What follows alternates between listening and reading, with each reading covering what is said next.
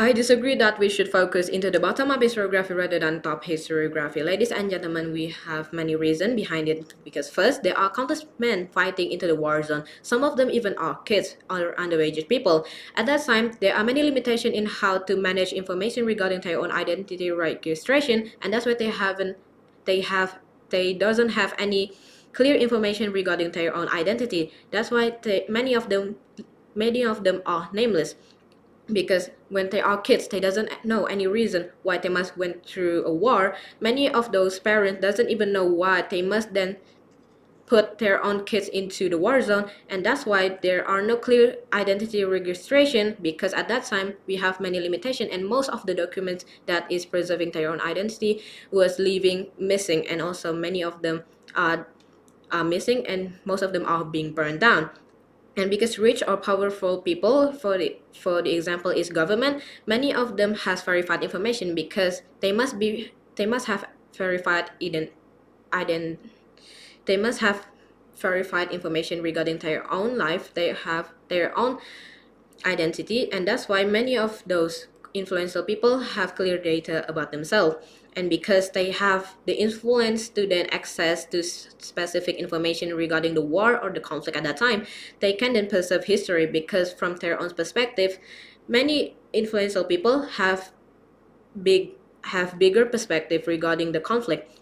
Because again, if an ordinary people to then write a history book, most of them are being written by their own private notes and also diary, because there are no clear documentation about the documents. Then many of the history books that is being written nowadays would preserve the documentation from the influential people, because they have clear identification, because they have clear timestamp about when do they write those information. Then they must be concluded into the history book, because they have a clear information about why they will being written into this type of specific information.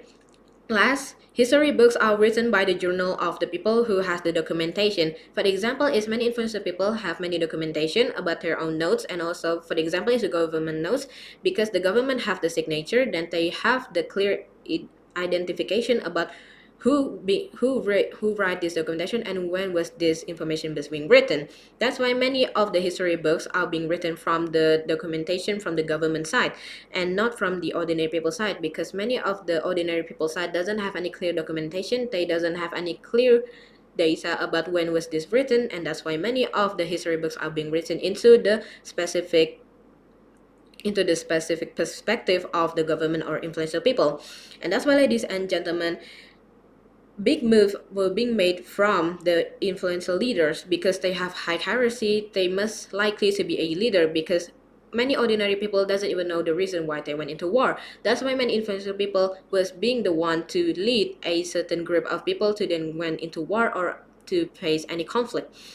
That's why I must disagree that at the government statement of first, we often look to historiography about one person perspective. Ladies and gentlemen, we must know that the person perspective isn't doesn't correlate with the historiography, because we don't write history book because of one's wealth or one's influence, because many of the documentation that are being preserved at that time was regarding about the war or conflict from the people who are apparently influential at that time. And because we were seen to overlook to top historiography about one person's perspective, it was clearly wrong, because it doesn't mean that a history book was being written into one person's perspective, but it was being combined from another people's perspective regarding one's character. For example, if we then write a president from a country, then many people who knows the president will write a book or journal regarding the president.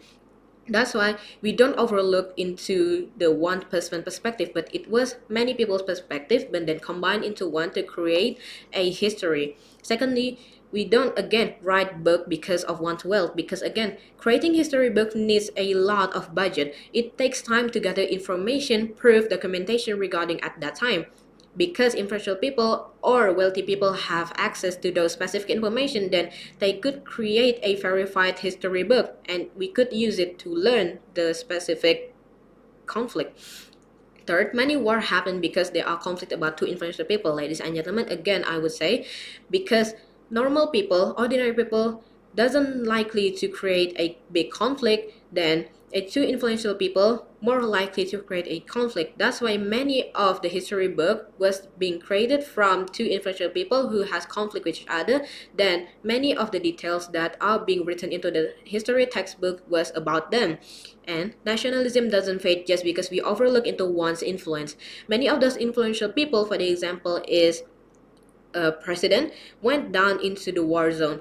They aren't the purified president yet, but they are most likely to be a president at that time. They went down into the war zone themselves, stepping away from the glamorous and comfortable zone. It declined the government argument about the wealthy people only wants to be written into the history book because they want to glorify them. But most of the influential people was the one to lead the war. We believe that we are right on our side because we are very objective about gathering the verified information. It's not a bias because we are objectively speaking. Would you trust a nobody who write a journal about the conflict, or you would trust the government that has clear data, that has clear timestamp, and also a clear incident and also documentation about why this specific conflict happened? We would trust more into the government side because again, it is very important to trust the verified information rather than a diary coming from the ordinary people. We don't degrade the ordinary people's perspective, but we are objectively speaking.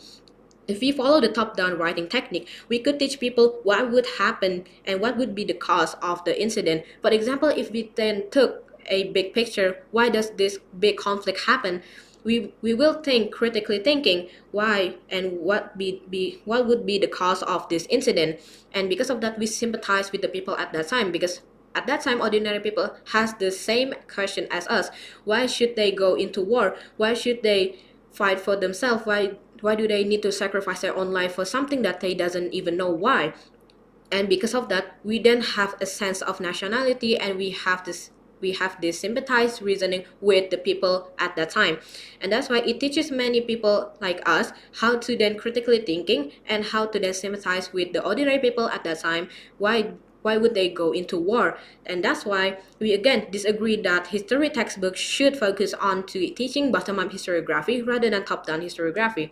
Because if we see the big picture, we can critically think why does this incident could happen, and when we then solve it by reading the overall textbook, then we can see the details why this small incident could then happen, why does this group of small people could then correlate with the big picture, and that's why we can then learn more into the incident. It's not always about we degrading the ordinary people's perspective, but we have to objectively speaking and also objectively judge about the historiography verified information.